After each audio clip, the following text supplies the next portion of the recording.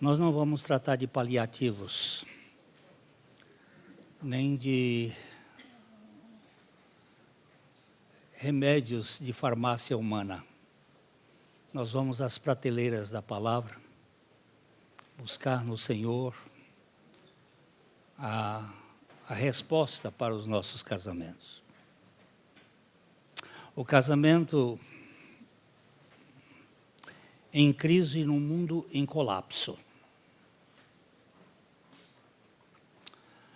Nós vivemos uma das eras mais paradoxais da história. Nunca tivemos tanto acesso a informações e tão pouca sabedoria. Ontem nós fizemos um PIBcast sobre escola clássica. E eu tive o privilégio de fazer isso com o Bruno Azen. E é terrível a gente saber que 73% dos estudantes de ensino médio no Brasil não sabe fazer uma regra de 3.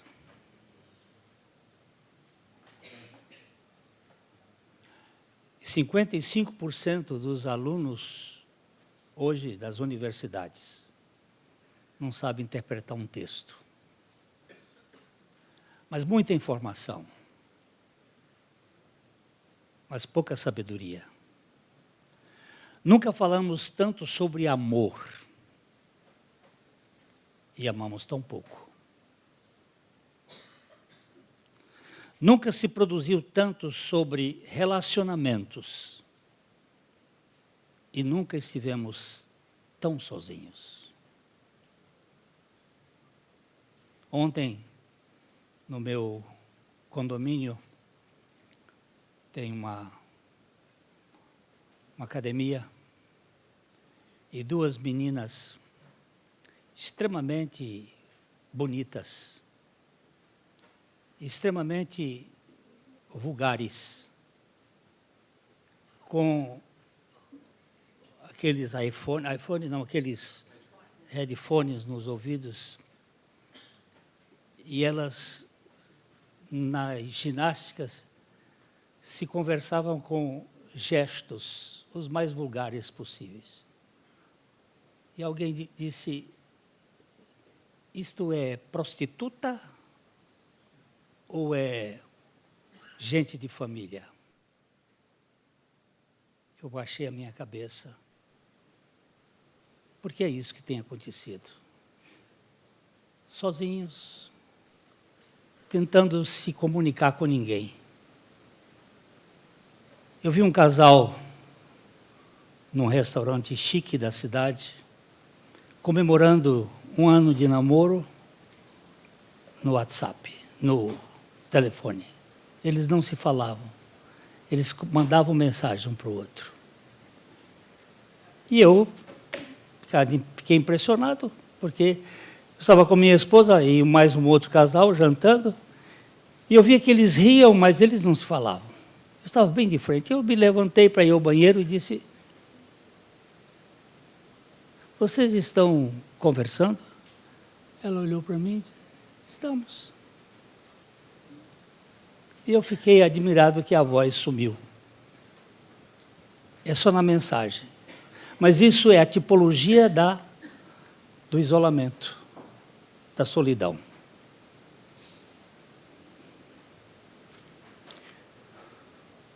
O mundo moderno está em colapso. Eu estive agora nos Estados Unidos, exatamente no momento em que o Charles Kirk tinha sido assassinado. E eu vi em alguns lugares um grito, uma angústia, uma busca de alguma coisa que tenha significado. Eu ouvi um negro dizer: eu estou morrendo de solidão nesse mundo. E essa voz agora me desperta. Eu preciso conhecer esse Jesus. No dia em que ele foi assassinado, eu estava aqui, num congresso, num encontro de homens. Eu disse: esse sangue vai produzir vida. Nossas estruturas sociais, políticas e morais estão sendo abaladas. Não é aqui no Brasil, é no mundo. As bases da civilização, verdade, justiça, fé, família, estão sendo questionadas na base, corroídas e desconstruídas. Nesse cenário caótico, o casamento tem se tornado o campo de batalha brutal, mais visível da crise espiritual do nosso tempo.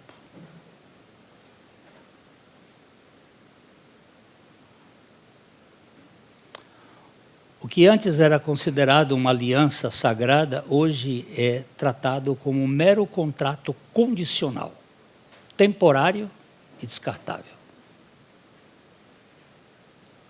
Casar-se, para muitos, não é mais um compromisso de vida, mas uma experiência afetiva enquanto der certo. Deu certo, a gente fica. E o deu certo é o ego que vai determinar. A geração da pressa quer resultados instantâneos em tudo, até no amor. Querem relacionamentos de micro-ondas, rápidos, convenientes e descartáveis.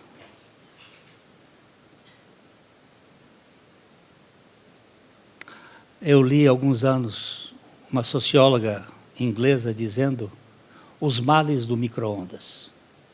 E eu fui ler o artigo pensando sobre quais eram os efeitos das ondas do micro-ondas. E não era nada disso. Era simplesmente que cada um da casa come num horário. Chega o adolescente, esquenta a comida, come. Chega o pai, esquenta a comida, come. Cadê a mesa? Cadê a terapia? Cadê o relacionamento? Cadê os encontros? E esses males estão aí.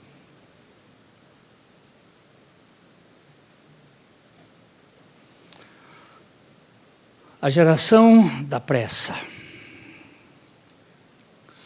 Mas o amor verdadeiro nunca floresceu na pressa. Ele cresce na perseverança, na renúncia e na graça. Eu conheci a minha esposa quando ela tinha 14 anos e eu 19. Era quase um relacionamento pedófilo.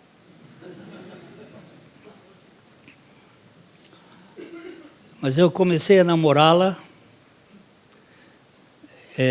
ela tinha 16 anos,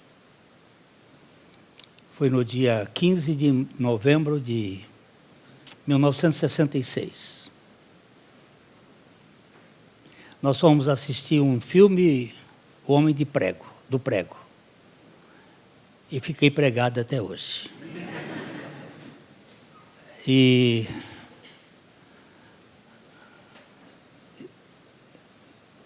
são 59 anos quase que eu estou conhecendo ela.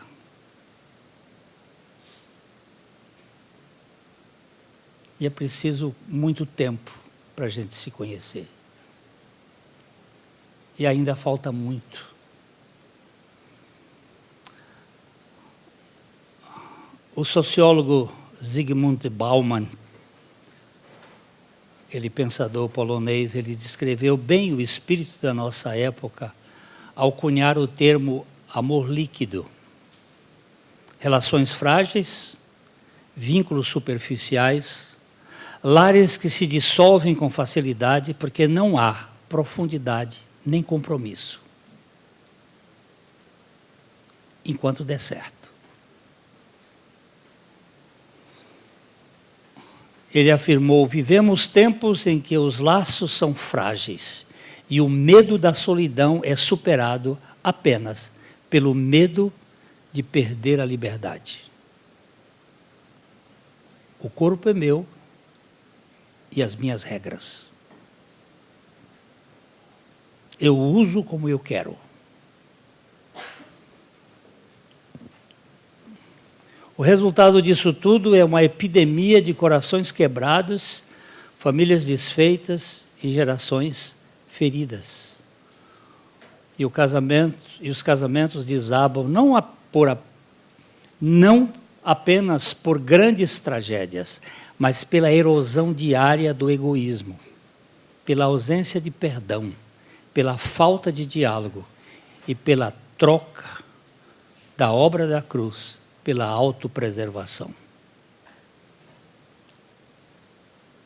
Nós queremos mais a nossa satisfação pessoal. Estamos cercados de casais exaustos, não porque amam demais, mas porque amam mal. Cansados. Vivem juntos por causa de dinheiro, por causa de filhos, por causa de sociedade. Mas um grita e o outro cala. Esse teatro foi especial. Para o público está tudo bem. Nós vivemos uma sociedade hipócrita. Por que não ser hipócrita?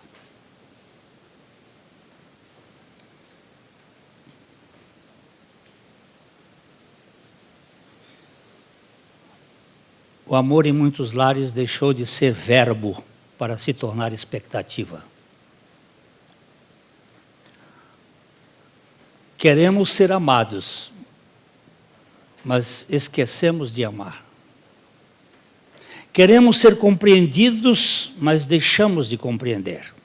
C.S. Lewis, refletindo sobre o amor humano, ele escreveu: o amor é ser vulnerável.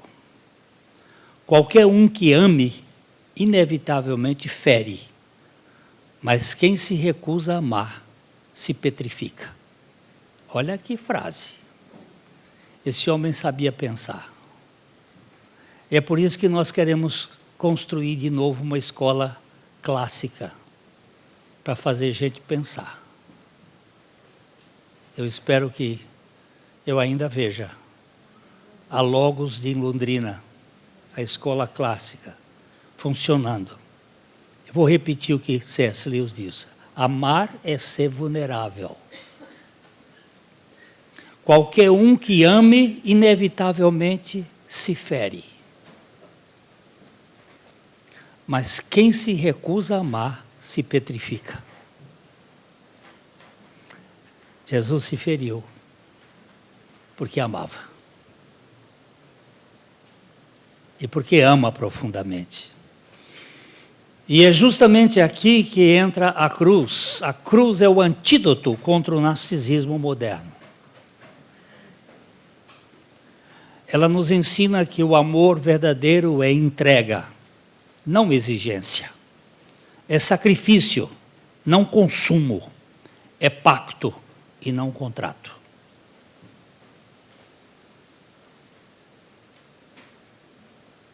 Eu tive e tenho algumas dificuldades com a minha esposa. Eu disse que já num encontro de casais no passado, que no 5º ano do meu casamento eu achava que eu tinha casado com a mulher errada. Eu acho que eu errei na escolha.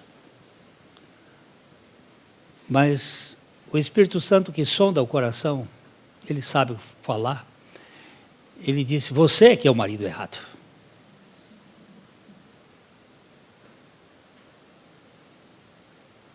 Eu não te chamei para você ser feliz. Eu te chamei para você servir e para você amar.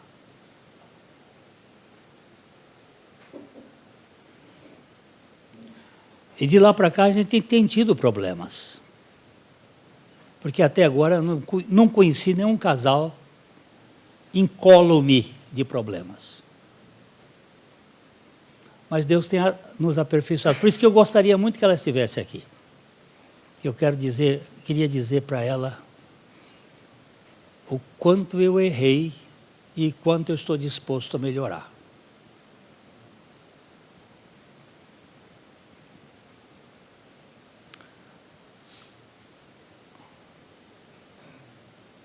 O casamento cristão é um milagre de dois pecadores sustentados pela graça, aprendendo diariamente o efeito do morrer para o eu, para que o nós viva. Quando o casal se afasta da cruz, o casamento se torna um ringue. Aquilo que nós vimos aqui é o comum do dia a dia, da maioria dos casais. Nós vamos, durante esse tempo, trazer algumas estatísticas assustadoras. Mas quando o casal volta à cruz, o lar se torna um altar. Vivemos em tempo em que Deus está chamando os casais de volta ao Calvário. De volta ao amor que serve, o amor que perdoa, o amor que suporta, o amor que se entrega.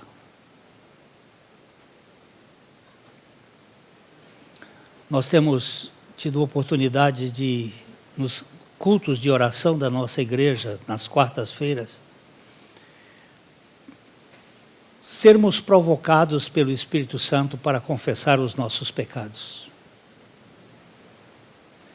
A não viver atrás de uma cortina, a não viver escondido, fingindo ser o que não somos, mas sair desta névoa de falsas impressões, para que nós possamos saber que o Deus das profundidades, porque quando Davi disse das profundezas eu clamei a ti, escuta a minha voz.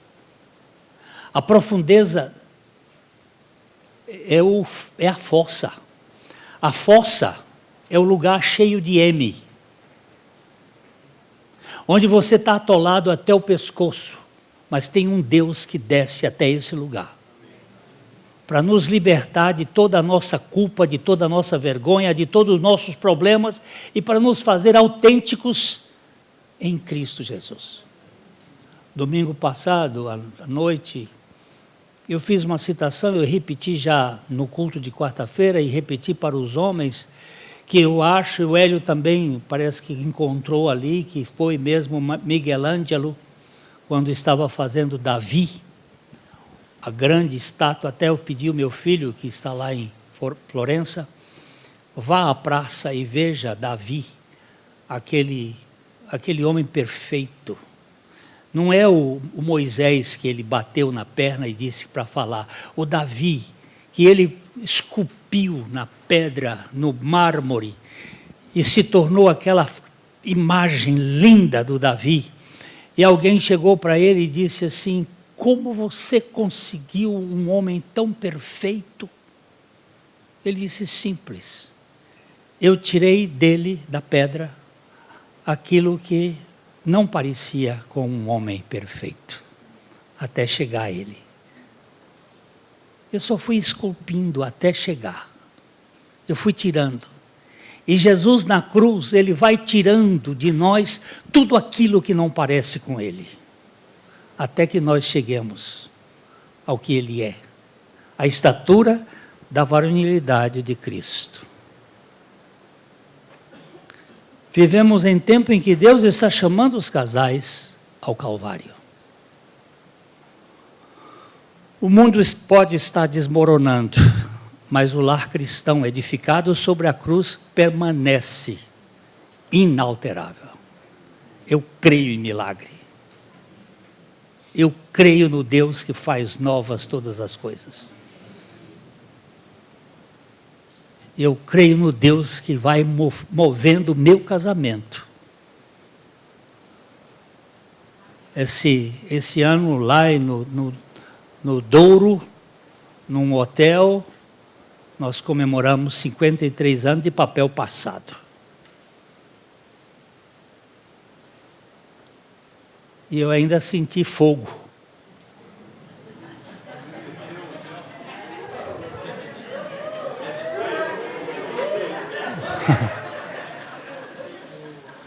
...80 anos... eu pensei que a testosterona já estava indo embora, mas o milagre de Abraão continua.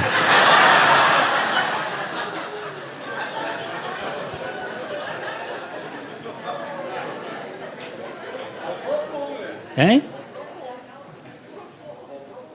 Meu filho, você pode mentir, mas eu estou diante de Deus. Se eu for mentir diante de Deus, eu estou perdido. Eu posso mentir diante de vocês.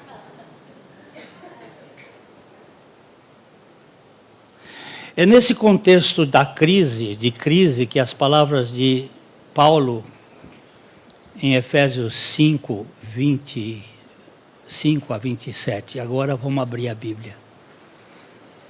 Efésios 5, de 25 a 27. Maridos, amem a sua mulher. Eu estou usando a versão NAA, por ser um pouquinho mais contemporânea no sentido, mas sem perder o sentido. Amem a sua mulher como também Cristo amou a igreja e se entregou por ela, para que a santificasse, tendo-a purificado por meio da lavagem da água pela palavra, para apresentar a si mesmo, igreja gloriosa, sem mácula, sem ruga, nem coisa semelhante, porém santa e sem defeitos. Aqui está o segredo da restauração do casamento cristão. A volta à cruz. Porque só quem foi amado por Cristo até a morte é capaz de amar o outro até o fim. Certa ocasião perguntaram ao Dr. Billy Graham, o grande evangelista, um dos homens mais reconhecidos no século XX como pregador, qual tinha sido o segredo do seu casamento com a dona Ruth? E ele respondeu: 2 pessoas dispostas a ceder. Guarda essa palavra.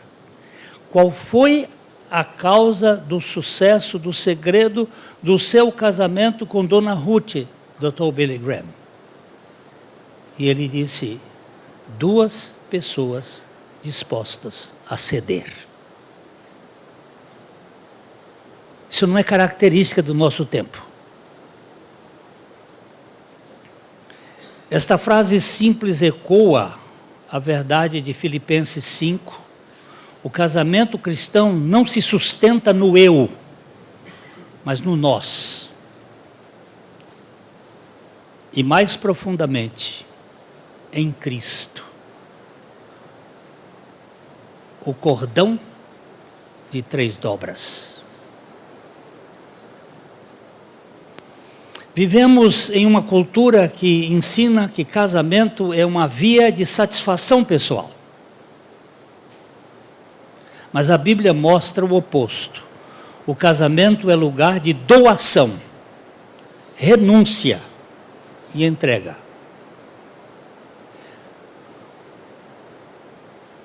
Você não fique esperando que o outro faça. Você é o agente.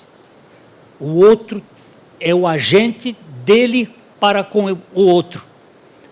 Mas você e eu somos agentes para fazer doações, renúncia e entrega. E essa entrega não é qualquer uma. Não é a entrega do resto, não é a entrega do que sobrou. É a entrega moldada pela cruz de Cristo. Ele dá o melhor. Ele dá a si mesmo. Nossa cultura frequentemente apresenta o casamento como um caminho para a realização individual, onde o outro deve suprir expectativas e satisfazer desejos pessoais. Eu tenho um sobrinho que me contou que o sobrinho dele casou-se com uma moça muito rica de Brasília. O avô fez o casamento no Copacabana Palace. E só a festa custou 5 milhões de reais. E o Eduardo, meu sobrinho, ele é casado com uma sobrinha minha, ele comprou uma máquina de lavar para dar ao casal. E comprou a prestação. O casamento foi em outubro. Ele comprou a máquina em setembro, a prestação. E em dezembro o casamento acabou. Ele não tinha pago a máquina de lavar. Parece brincadeira. A moça só queria a festa, a exposição pública, os convidados da alta posição de Brasília, mas sem qualquer compromisso.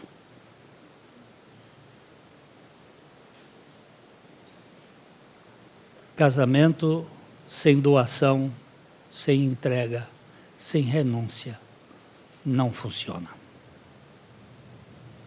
A Bíblia revela um paradigma totalmente diferente. O casamento é um chamado à doação, à renúncia e à entrega sacrificial. Eu sou filho de uma família em que o homem é muito machão. Eu nunca vi meu pai lavar uma louça. E essas culturas, elas impregnam em nós. O que nós convivemos na nossa família, a gente acaba vestindo isso. E desconstruir esses modelos familiares não é muito fácil.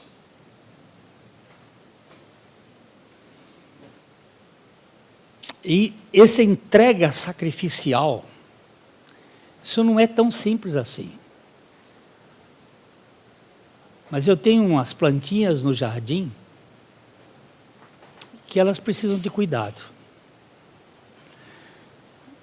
Eu hoje estou bebendo água Kangen. A minha água, a máquina custa 19 mil reais. Eu sei que é um investimento pesado. Mas água é mais importante do que comida. Hoje nós estamos sendo envenenados por água. E eu descobri que umas plantinhas que estavam muito feias, e começamos a botar água Kangen, 9,5 de pH. E as bichinhas começaram a levantar do dia para o outro. Porque nós bebemos muita coisa ácida.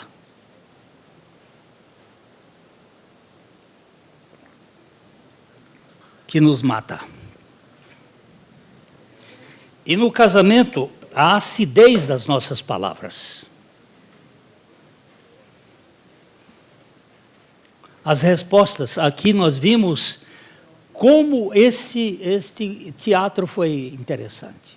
O capeta soprando de um lado.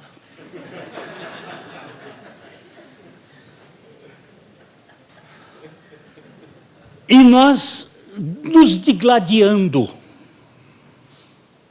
É uma guerra.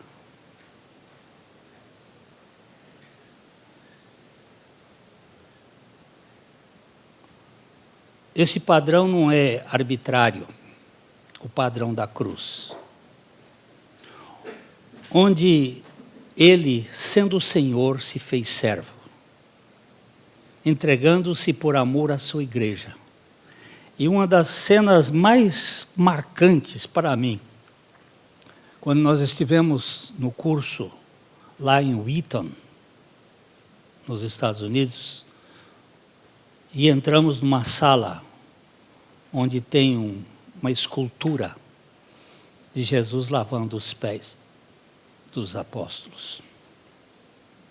A cara de Pedro, se submetendo contra a vontade, a ser lavado os pés. E Jesus lavando os pés. Ele que não tinha nenhuma obrigação.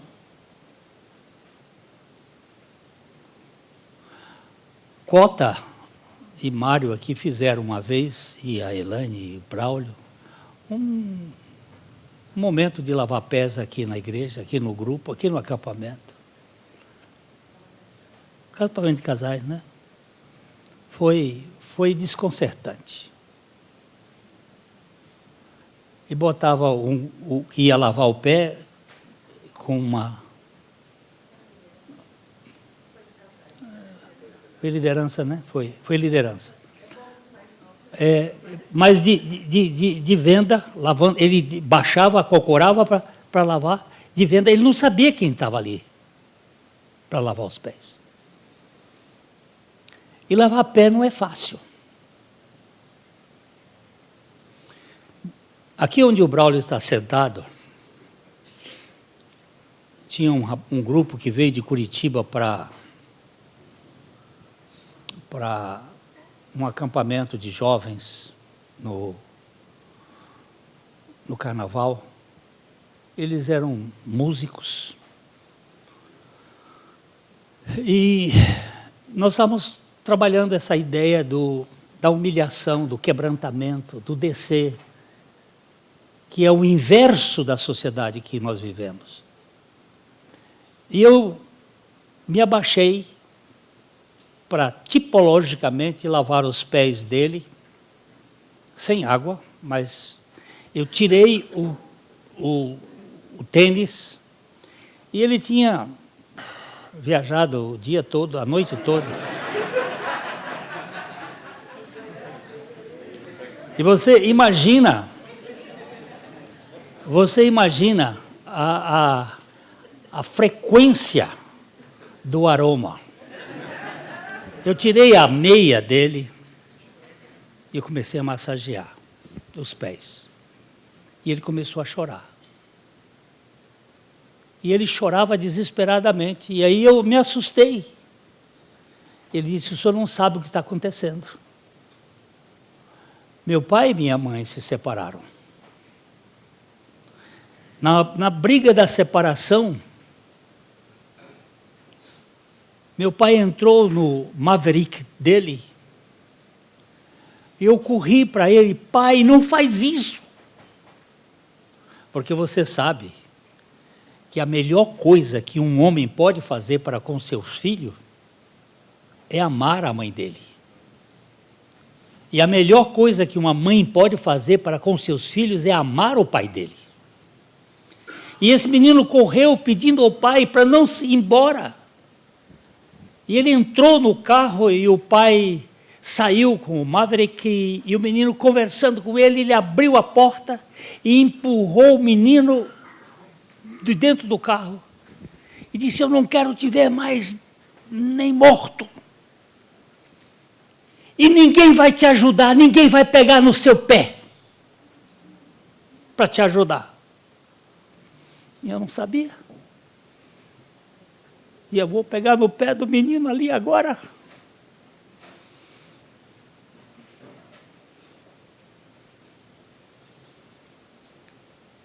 As nossas dores precisam ser tratadas no lugar mais baixo da vida. onde ela está presa.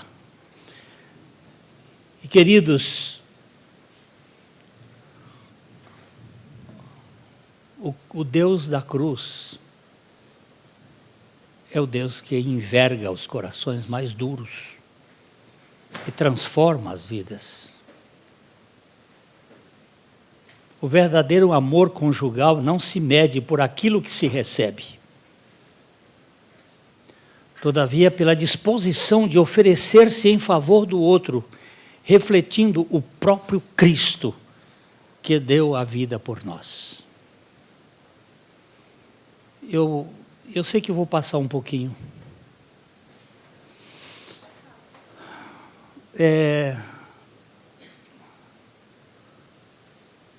Pastor Glênio, o senhor poderia nos ajudar, me ajudar, eu me separar do meu marido? Eu não consigo mais conviver com ele e ele me odeia. Mas eu não queria me separar de modo tão traumático. O senhor poderia me ajudar a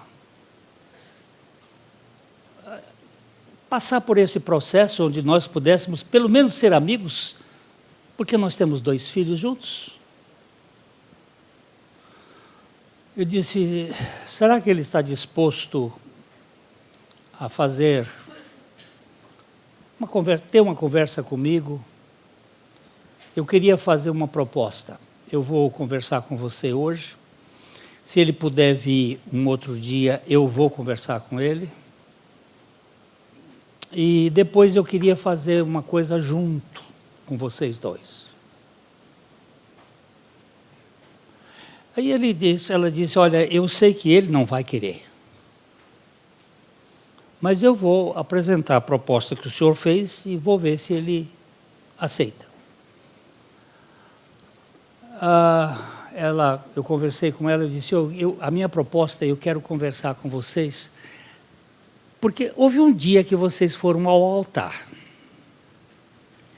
E vocês, lá no altar, fizeram de pé juntos que seriam fiéis até a morte. Vocês fizeram algum compromisso, algum pacto. E agora alguma coisa aconteceu que o casamento está desse modo. Eu quero fazer uma proposta de um diálogo para ver onde estão as coisas pegando. E quando ele veio, eu falei com ele a mesma coisa. Ele disse assim, olha, eu vou aceitar, porque eu quero fazer uma experiência, mas eu não sei que não vai dar certo. Porque aquela mulher, aí você pode imaginar o que é que veio. Eu disse, no primeiro encontro que nós tivemos, os 2 sentados, não se olhavam, eu disse, eu vou ser um juiz de futebol. Toda vez que houver uma falha, uma falta, eu vou apitar. E vou pedir para você dizer o que você quer dizer sem ofender. Porque o nível de tensão e de mágoa que eles estavam era tão grande que no primeiro encontro, de 1h30 mais ou menos, eu apitei 80 vezes.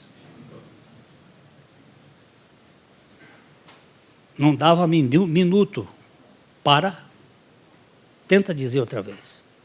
Para. Fala de novo. Fala o que você quer falar, sem ofender. Aí fizemos um segundo, diminuiu pela metade.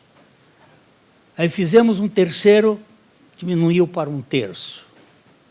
Na 4ª vez ele disse, pastor, não precisa mais. Nós decidimos que vamos ficar juntos e vamos nos entender. Porque o que tinha era mágoa retida no coração. E esconderijo aquilo ali do silêncio. O silêncio mortífero, o silêncio venenoso,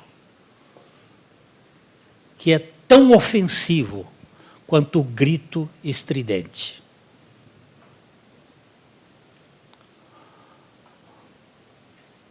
O casamento cristão, portanto, não é um palco para a busca de prazer egoísta, mas um espaço sagrado de santificação mútua, onde a cruz se torna o molde do relacionamento. Nós não temos possibilidade de projetar aqui, porque a televisão está lá atrás, mas se você quiser dar uma abertura no seu telefone celular e procure La Menina, ou La Meni, ou La Menina. Veja a imagem dessa proteína. É uma proteína que existe para a sustentação da vida. Não existe vida sem essa proteína.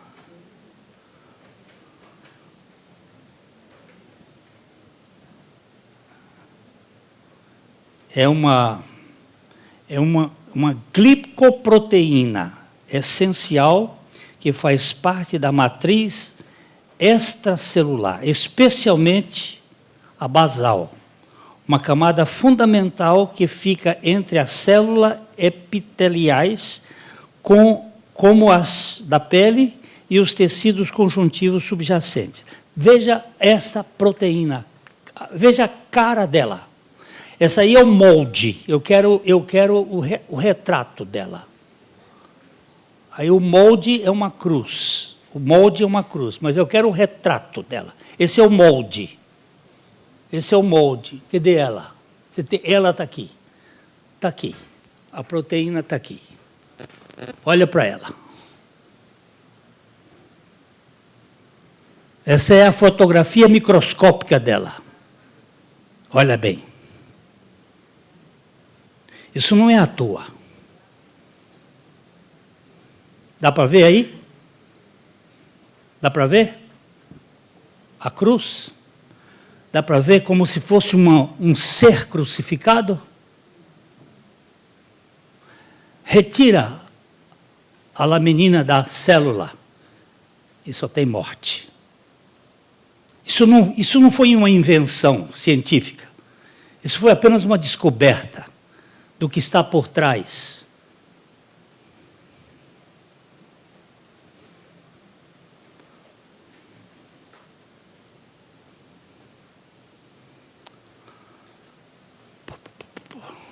Como é o nome de Deus?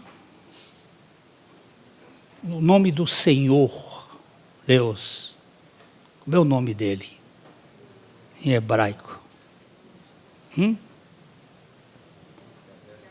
Yahvé? Yahvé. Também não tem como mostrar? Hein?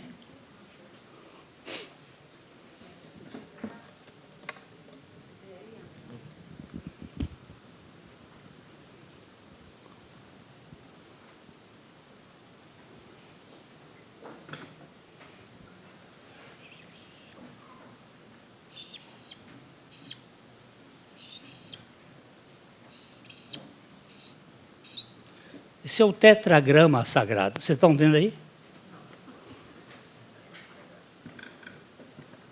Não sei de onde veio. São 4 letras. Yod, He, Vav, He. Yod é 10. A língua hebraica, ela não tem números. Número é um assunto hindu. Vem dos sábios da Índia. No hebraico só tinha letras. As letras representavam números. Yod é 10. Re é 5. Vav é 6. E Re é 5. Vai para o DNA. Vai ver a ligação do DNA.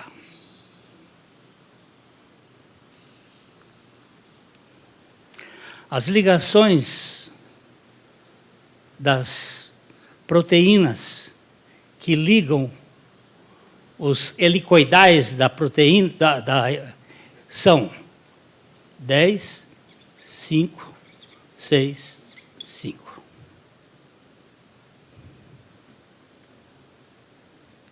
Isso é aleatório. Isso é uma invenção. Ou é a assinatura de Deus na vida?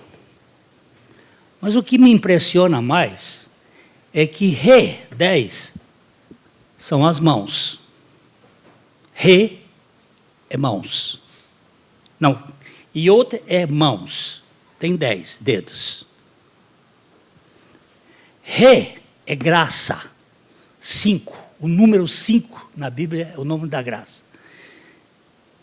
Vav é prego. E Ré é graça. As mãos da graça cravadas geram graça. Para quê? Para restaurar vidas caídas. Para restaurar vidas que estão comprometidas por um ego insuportável. Um ego que só pensa em si e na sua própria felicidade. Isso nada está à toa. Nada está à toa. A língua hebraica, ela contém riquezas de definição que é impressionante. Eu vou dar mais para frente uma partícula que não se traduz e que tem toda a revelação da obra de Cristo em 2 letras.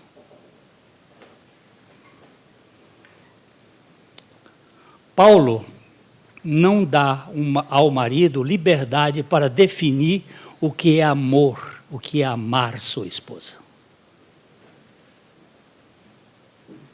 Vamos falar especialmente agora para maridos. O apóstolo Paulo não dá liberdade para definir o que é o meu amor para com a Carmita. Ele estabelece o padrão. E o padrão é Cristo na cruz. Cristo não amou a igreja porque ela era bela, mas ele amou para torná-la bela. Não uma beleza da forma, mas uma beleza da essência. Ele não amou porque tinha retorno, mas para redimir. Cristo amou a igreja e se entregou por ela. Isso significa que o amor conjugal não pode ser condicional, mas tem que ser sacrificial.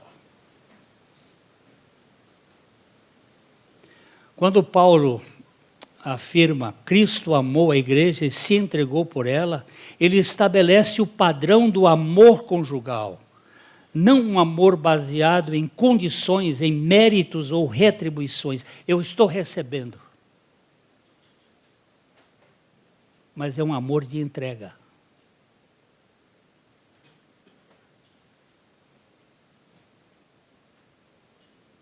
Eu tive um professor de canto.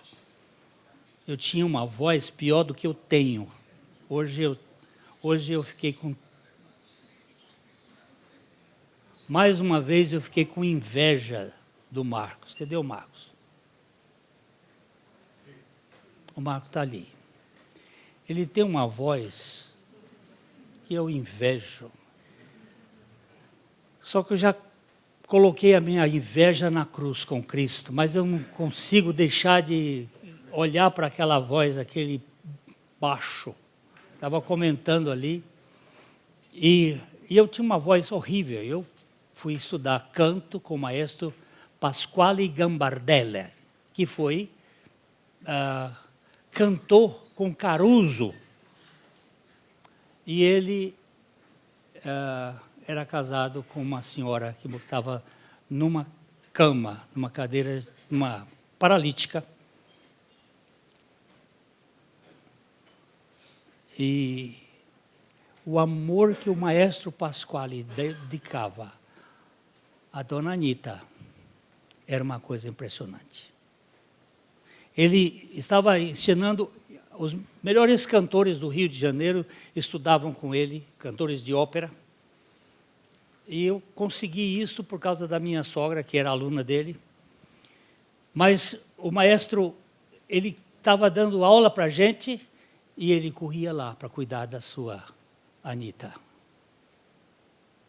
A minha amada, que não podia oferecer nada mais de sexo para ele, que não podia oferecer nada de cozinha para ele. E eu olhava aquilo e não entendia, porque o meu ego ainda era muito grande. Spurgeon e Susana, ela ficou paralítica e ele dedicou a sua vida para cuidar dela. E perguntaram para ele, em certa ocasião, como você se dedica tanto à sua esposa? Ele disse, como que Cristo dedicou tanto para a sua igreja? Eu não consigo chegar perto do que ele dedicou.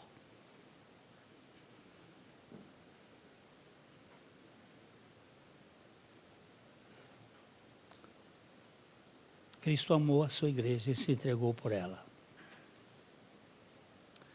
Cristo não amou a igreja porque ela era pura e perfeita, mas ele amou para purificá-la e santificá-la. Da mesma forma, no casamento cristão, o amor nunca deve ser alimentado por cobranças, críticas, exigências, mas por uma entrega constante que busca o bem do outro. Deixa eu repetir isso aqui, porque isso aqui me pegou. Quando eu estava escrevendo, e eu hoje tenho que escrever tudo, porque depois do Covid minha mente foi muito avariada, eu tenho que escrever. E isso me pegou. Da mesma forma, no casamento cristão, o amor nunca deve ser alimentado por cobrança. E é mão e contramão. Aqui as mulheres são mais vulneráveis. Talvez porque falem mais. Vocês sabem qual é o nome de mulher em Tupi-Guarani? Hein? Não. É cunha. Cunha. Como é o nome do peixe que morde e é feroz? Piranha. Nha é maligna.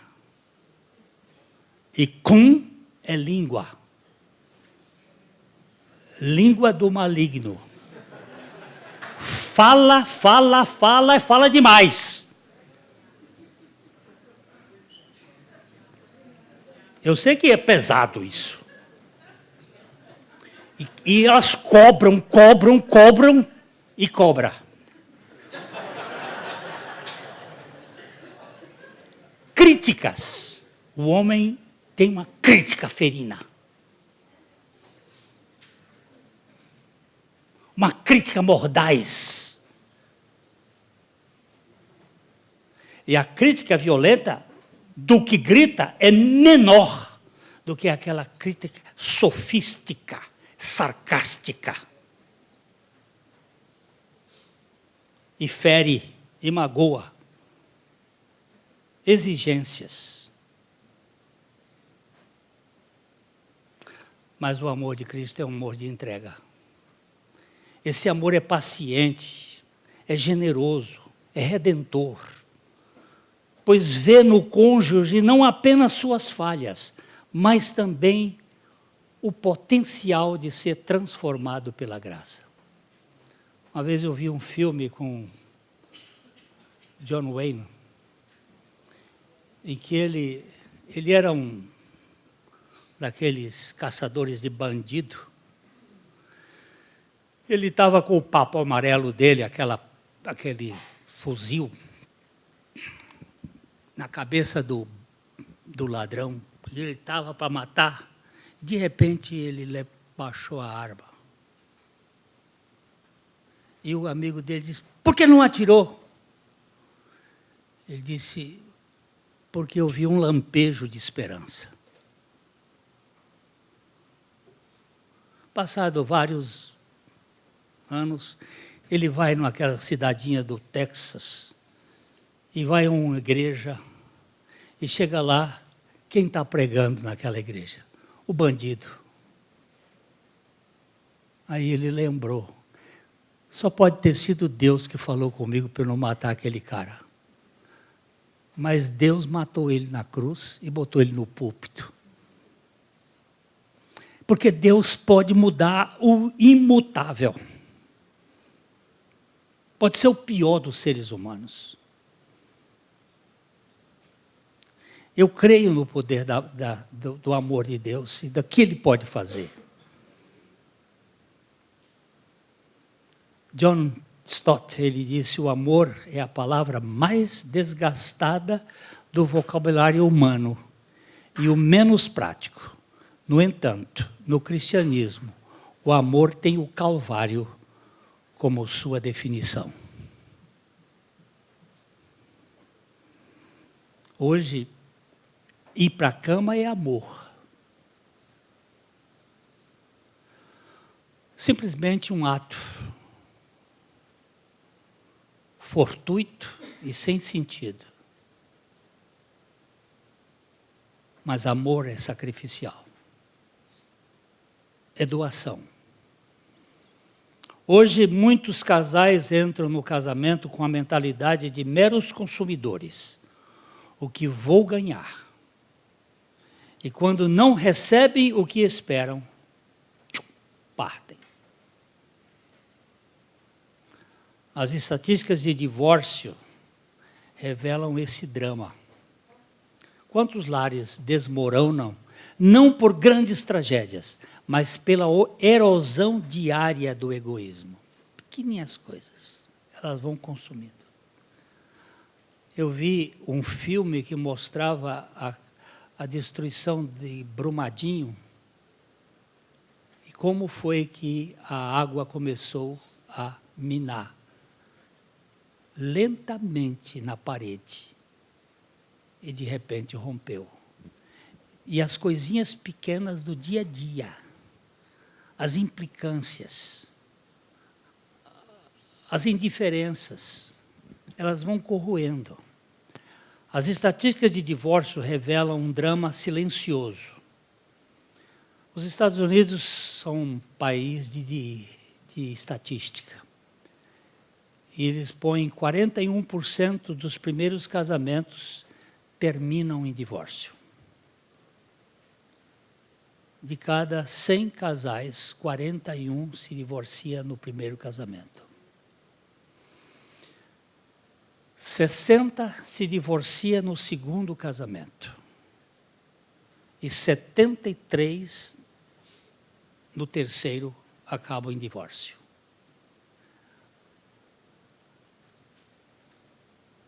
Eu fiz um casamento de uma filha de um médico aqui. Ele gosta muito de vinho. E eu trabalhei muito a ideia da parreira Jesus Cristo como a videira verdadeira que veio trazer o vinho, o bom vinho para o casamento, aquele casamento de Caná. E depois ele ficou muito impressionado com a palavra, e ele gosta muito de vinho, e ele naquela ocasião estava no terceiro casamento, e ele chegou para mim e disse, se eu soubesse o que eu sei hoje, eu não tinha me separado da primeira.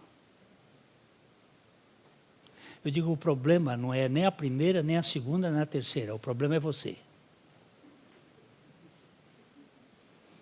Você é um rempli de soi-même. Você é um cheio de si mesmo. Você é uma pessoa que se basta. Ele disse, eu gostei da sua pregação sobre o vinho, mas eu não gostei da sua palavra agora. Eu disse, porque aquele foi apenas o diagnóstico, agora é o tratamento. E nós precisamos ser desvestidos. Esses números mostram que, longe de resolver os problemas, Um novo casamento, muitas vezes repete e até intensifica os padrões do fracasso, daquilo que aconteceu no primeiro. E a pergunta que se impõe é: quantos lares desmoronam, não por grandes tragédias, mas pela erosão diária do egoísmo, das cobranças e da falta de entrega mútua?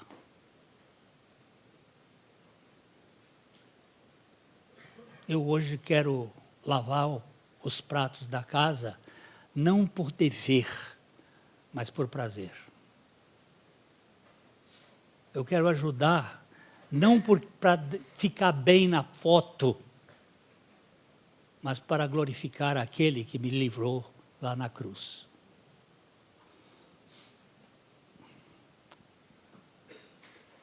A ausência de um amor moldado pela cruz de Cristo corrói pouco a pouco a confiança, a paciência, a perseverança, transformando aquilo que deveria ser lugar de refúgio num campo de batalha.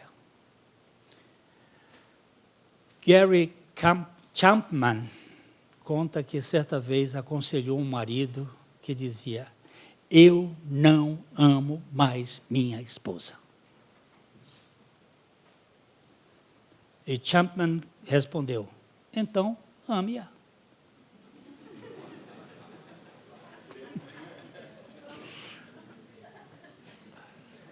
E o homem retrucou: mas eu acabei de te dizer que eu não sinto amor por ela. E Chapman concluiu: o amor não é apenas um sentimento, é uma escolha de ação. Você pode amar, até mesmo quando não sente. Essa frase me pegou. Hoje nós vivemos no mundo do sentimento. Eu queria que vocês... Eu sei que vocês não gostam de ler. A maioria não gosta. Mas quem gosta, leia o livro A Morte da Razão, de Franz Schaeffer. Quando ele mostra o que aconteceu com as artes, o que aconteceu com a música, o que aconteceu com a pintura, o que foi que aconteceu com a poesia. Café com pão, bolacha não, piauí, não tem sentido. O que foi que aconteceu? A morte da razão. O sentimento que é o que vale. É o pagode. É a zoada. Aliás, eu hoje estava vendo aqui, foram mais de 94 decibéis. Muito alto, não está? Eu fiquei horrorizado. O barulho aqui hoje. Eu comprei esse reloginho, ele agora manda em mim. E ele mostrou o barulho aqui. Vixe, ainda bem que eu sou surdo.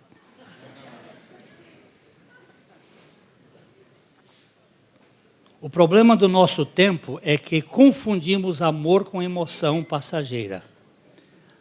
Quando a Bíblia diz que amor é decisão de entrega.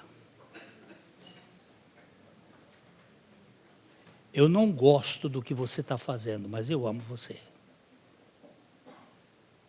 E eu decidi que eu vou amar você. Apesar de não gostar das coisas que você faz. O meu sobrinho Mateus, casado com uma sobrinha também, ela é que é sobrinha, ele disse para mim uma vez: tio, eu não gosto do meu avô, mas eu o amo. Eu digo: me explica, Mateus. Ele é chato. Eu não gosto das coisas que ele faz, mas eu o amo, porque o amor é uma decisão. Eu digo: ô Mateus, obrigado por essa aula.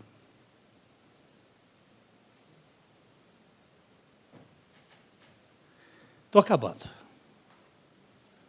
Seguir a Cristo no casamento significa renunciar ao direito de viver apenas para si. Isso implica em perdoar, quando não há vontade. Porque Cristo nos perdoou. Eu vou te perdoar. É grave o que você fez, mas eu te perdoo.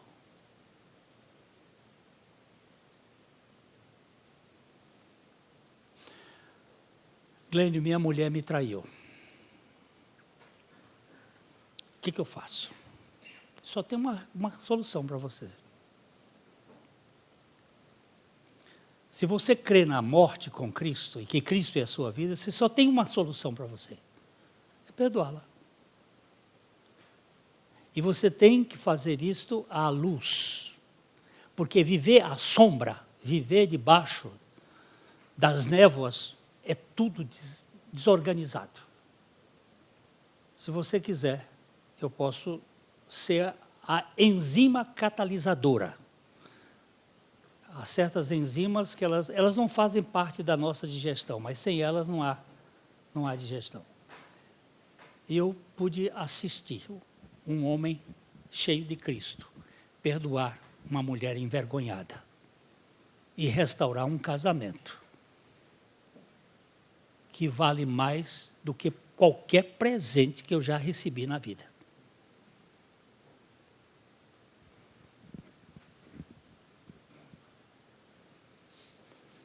Não existe pecado tão grande que Deus não possa perdoar.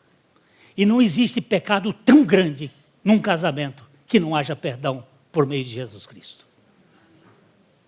O que existe é o orgulho suficiente para se manter em si mesmado, na sua justiça própria, e atrapalhando filhos e gerações.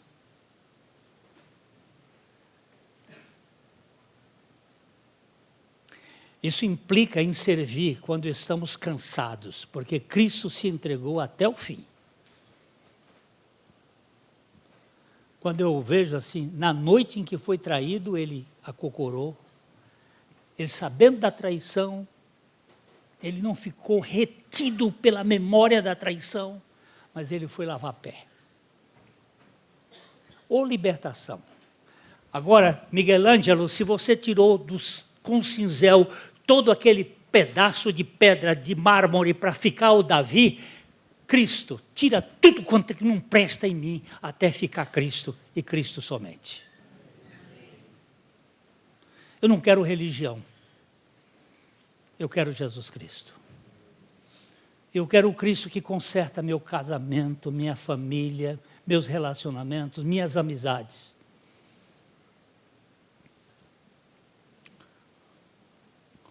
(39 de febre. Farid me passou um antibiótico. O Covid me comendo. E 2h da madrugada, o Espírito Santo disse: o seu algoz precisa ser liberto.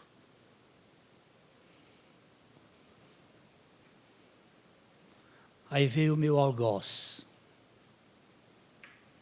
a quem eu estava odiando, porque mexeu nas minhas posses, uma propriedade no Piauí.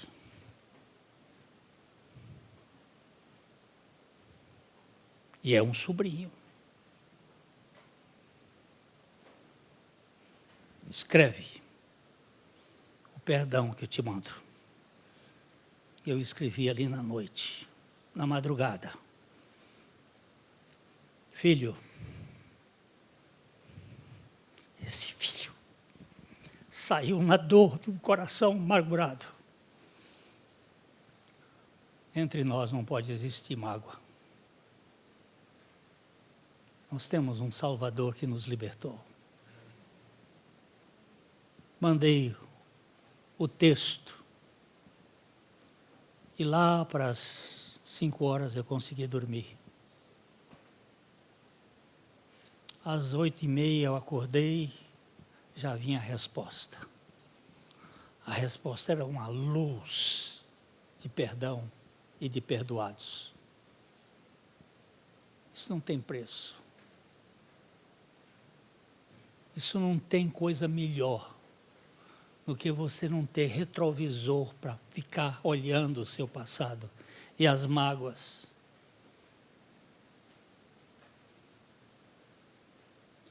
Seguir a Cristo no casamento significa abrir mão do instinto natural de viver por si mesmo e aprender a refletir o amor sacrificial do Senhor dentro da aliança conjugal.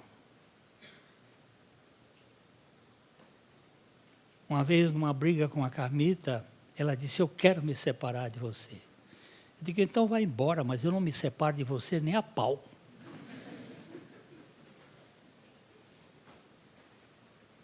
Você foi um presente que Deus me deu.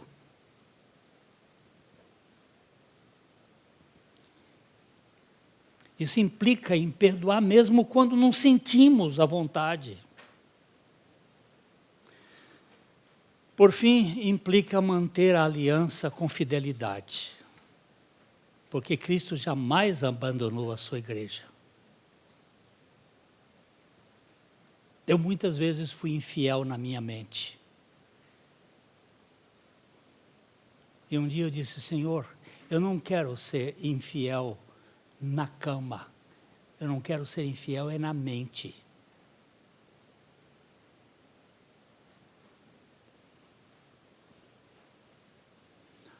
Assim, o casamento cristão deixa de ser apenas uma relação humana e se torna um testemunho vivo do Evangelho, onde graça, serviço e perseverança revelam o caráter de Cristo ao mundo. Dietrich Bonhoeffer, o mártir de Hitler, ele mandou matar esse homem no finalzinho, já quase no armistício.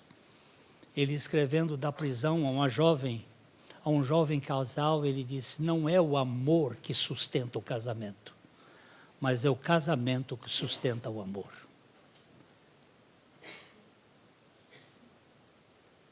É o compromisso, é a decisão. Se você e eu não temos compromisso, nós não somos homens, nós somos pitecântropos erectus. Nós não somos homens. Porque o homem, na dimensão de Cristo, ele sustenta o que ele apresenta. O amor cristão não é sustentado por sentimentos mutáveis, mas pelo pacto firmado diante de Deus e fortalecido pela graça da cruz. O que eu poderia dizer de aplicação prática? Pratique a renúncia diária. O amor conjugal se fortalece em pequenos gestos. Pratique. Eu molhando as minhas plantinhas com água Kangen 9.5, elas estão tão felizes. Elas estão brotando diferente. Elas estão sorrindo. Pratique o amor do Calvário. Renuncie, faça renúncias diárias. Uma escolha simples, feita em favor do cônjuge, não de si mesmo, tem poder de construir confiança e nutrir relacionamento. De vez em quando a minha esposa assusta quando eu faço uma coisinha, ela diz: é para mim? Porque ela não estava acostumada.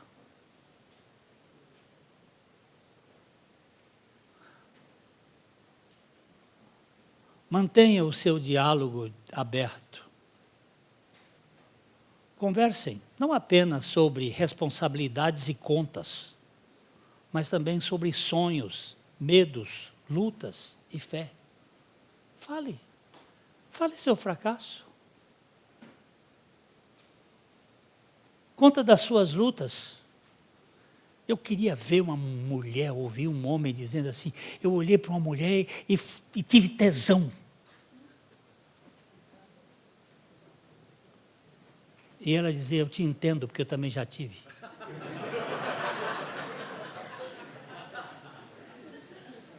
Mas eu amo você. E eu estou disposto a ser tratado pela cruz para me libertar de todas as coisas. Não fingir ser o que você não é.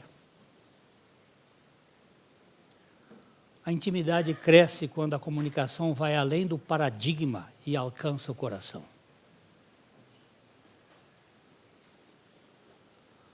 Cultive o perdão rápido. Não deixe que a mágoa amadureça em ressentimento. Não deixe que o sol se ponha sobre a vossa ira.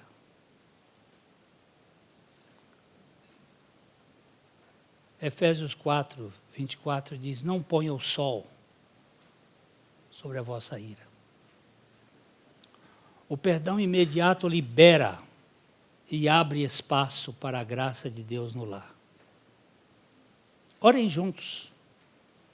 Um casal que ora unido aprende a erguer o outro, não apenas com seus olhos humanos, mas através da obra da cruz.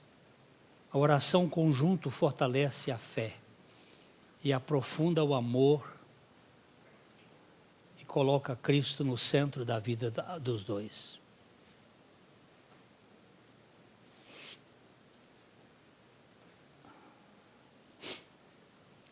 O casamento cristão é a toalha e a bacia a serviço. A cruz é a entrega e são irreparáveis. Servir ao outro é morrer para si mesmo e é o segredo da alegria conjugal. Cristo não pediu algo que não fez. Ele se entregou por nós. Quando vivemos esse padrão, nossos lares se tornam espelhos do amor de Cristo pelo mundo.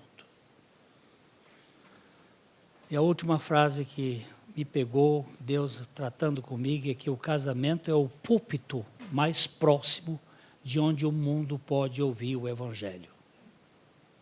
Ou pregamos Cristo com nossa entrega, ou pregamos a nós mesmos com o nosso egoísmo.